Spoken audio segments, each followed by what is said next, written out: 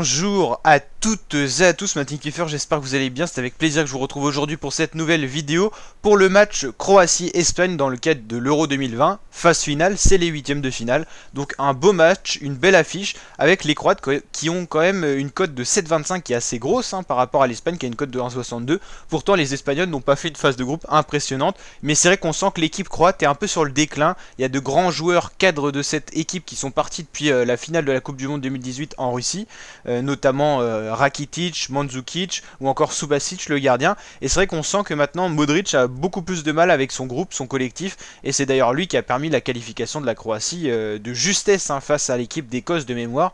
Ça avait été compliqué. Donc c'est vrai que ça va être une belle affiche parce que c'est quand même une équipe qui a été finaliste de la dernière Coupe du Monde, la Croatie, et l'Espagne ça a toujours été une grande affiche de football malgré qu'ils soient pas dans leurs meilleures années au niveau collectif. C'est vrai qu'ils sont un peu plus en difficulté. Donc les Croates avaient battu 3-1 l'Écosse, ça avait été une belle victoire. Ils avaient fait match nul 1 partout face à la République tchèque, mais il faut savoir que la République tchèque, ils ont sorti quand même les Pays-Bas en huitième de finale, donc c'est pas un mauvais résultat. Et une défaite de 1-0 face à l'Angleterre, c'était pas catastrophique non plus du côté des Croates. Du côté de l'Espagne, il y a eu une belle victoire 5-0 face à la Slovaquie qui a dû rassurer cette équipe qui était en plein doute après deux matchs nuls 1 partout face à la Pologne et surtout 0-0 face à la Suède avec un réalisme offensif près de 0%.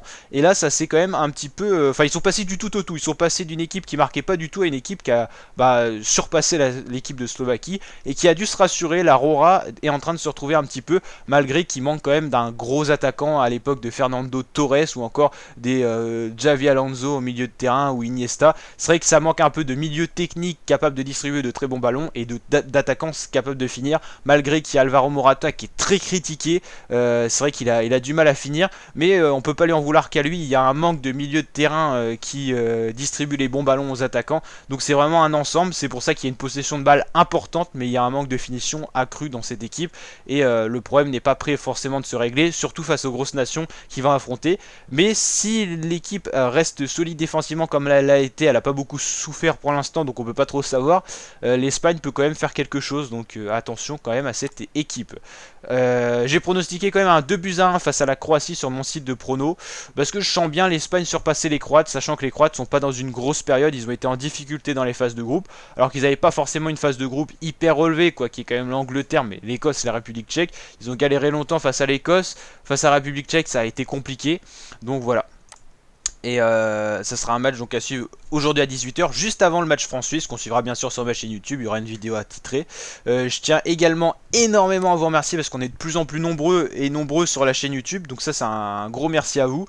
Vous partagez en masse, vous vous abonnez en masse. On est quasiment aux 19 000 abonnés et on va bientôt pas tarder à les passer. Donc peut-être même ce soir, il en manque plus que 40. Et en une journée on est capable de prendre 30 abonnés. Donc un grand merci pour la force que vous nous mettez. Que ce soit par les pouces bleus que vous mettez à balle, n'hésitez pas à continuer les frater, les partages certainement également, et puis tout simplement c'est énorme ce qu'on est en train de faire. Avec en même temps on suit l'Euro et en même temps le Tour de France de cyclisme, on est en train de tout casser, et donc un grand merci à vous pour toute votre force, et c'est grâce à vous qu'on en est là aujourd'hui quasiment aux 19 000 abonnés, et Road bien sûr tout 20K.